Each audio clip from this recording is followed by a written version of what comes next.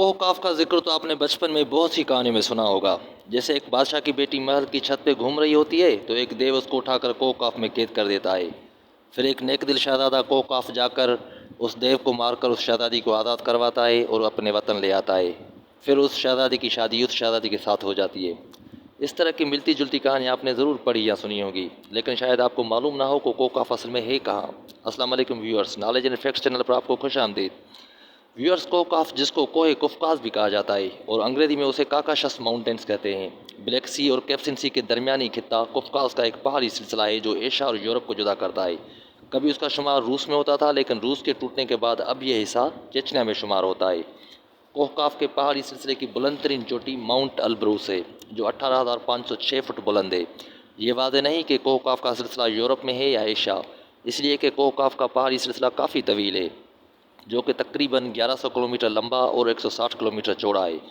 کوہ کاف کے شمالی دامن میں واقع چیچنیا کی چھوٹی سی جمہوریہ، جس کا رقبہ 15,000 مربع کلومیٹر ہے اور آبادی 10 لاکھ سے بھی کم، صدیوں سے روس سے نبرد آزما رہی ہے۔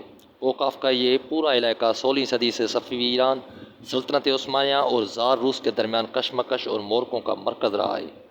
قفقاز کا پہاڑی سلسلہ شمالی قفقاز اور ماورائے قفقاز میں تقسیم کرتا ہے۔ شمالی قفقاز روس کی سرزمین ہے، جبکہ ماورائے قفقاز میں خود مختار ریاستیں جارجیا، آرمینیا اور آذربائیجان واقع ہیں۔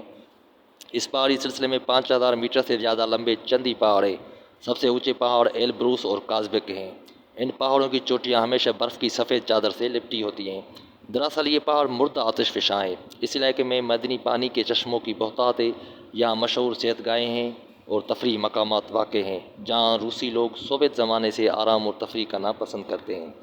شمالی قفقاز کے حالات موسمی طور پر معتدل ہیں۔ اونچے پہاڑ گرم جنوبی ہواؤں کو وہاں آنے نہیں دیتے، جبکہ یوں ٹھنڈی شمالی ہوائیں بھی اس علاقے تک نہیں پہنچتی۔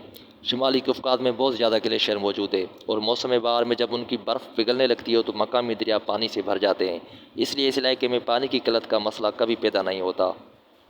کوہ کاف صحت بخش ہوا کا ایک ذخیرہ ہے۔ اس کے مناظر کو بے حد حسین قرار دیا جائے تو مبالغہ نہیں ہوگا۔ روس کے کوہ پیماؤں کو کوہ کاف سے بڑا لگا ہے۔ اکثر کوہ پیما ایلبروس چوٹی کو سر کرنے کی کوشش کرتے ہیں۔ کوہ کاف کی وادیوں میں کوہ پیماؤں کے کئی کیمپ اور اس کے اڈے قائم ہیں۔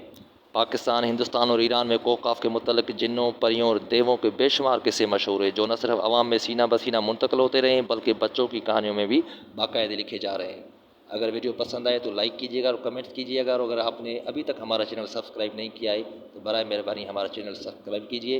اس کے ساتھ ہی اپنے میزبان ایاز ملا کو دیجیے اجازت۔ اللہ حافظ۔